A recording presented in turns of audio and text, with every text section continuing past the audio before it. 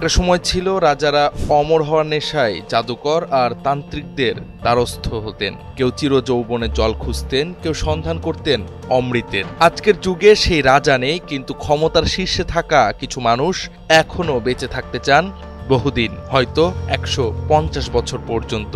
সেই স্বপ্নের কথাই উঠে এলো বিশ্বের দুই প্রভাবশালী নেতা, চীনের প্রেসিডেন্ট শি জিনপিং এবং রাশিয়ার প্রেসিডেন্ট ভ্লাদিমির পুতিনের হঠাৎ এক আলোচনায়।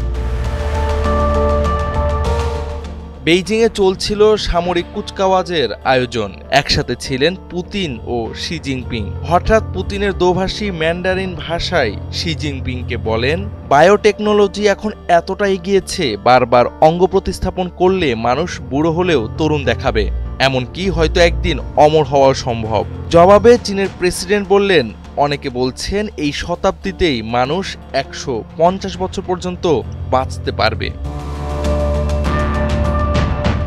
বিশ্ব নেতাদের আলোচনায় উঠে আসা 150 বছর বাঁচার বিষয়টি নিছক ঠাট্টা ছিল নাকি কোনো গোপন পরিকল্পনা, এখন সেটাই আলোচনার বিষয়। যুক্তরাজ্যের ন্যাশনাল হেলথ সার্ভিসের ব্লাড অ্যান্ড ট্রান্সপ্লান্ট বিভাগ বলছে, আধুনিক প্রযুক্তিতে অঙ্গ প্রতিস্থাপন জীবন বাঁচাতে কার্যকর, আর সেগুলোর স্থায়িত্ব নির্ভর করে দাতা ও গ্রহীতার শারীরিক অবস্থার ওপর।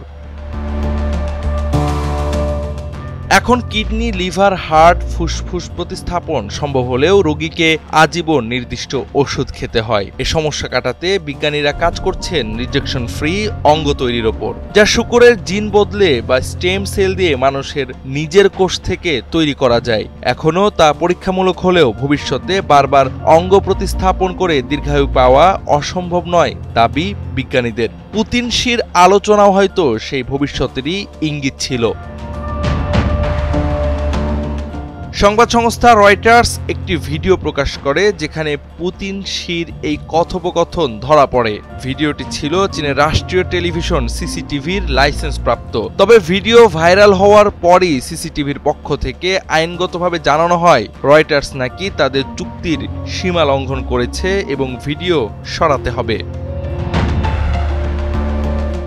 রয়টার্স যদিও দাবি করে তারা নিয়ম মেনেই কাজ করেছে এবং ফুটেজের তথ্য নির্ভুল, তবুও তারা চাপে পড়ে ভিডিওটি সরিয়ে নেয় এবং তাদের ক্লায়েন্টদের পাঠায় কিল অর্ডার, মানে ভিডিওটি আর কোথাও ব্যবহার করা যাবে না। এখন প্রশ্ন হচ্ছে, দুই শীর্ষ নেতার এমন আলাপ প্রকাশ পাওয়াটা কি কারোর জন্য অস্বস্তিকর হয়ে উঠেছিল, নাকি এটা ছিল ভবিষ্যতের এক গোপন পরিকল্পনার অজান্তে ফাঁস হয়ে যাওয়া অংশ?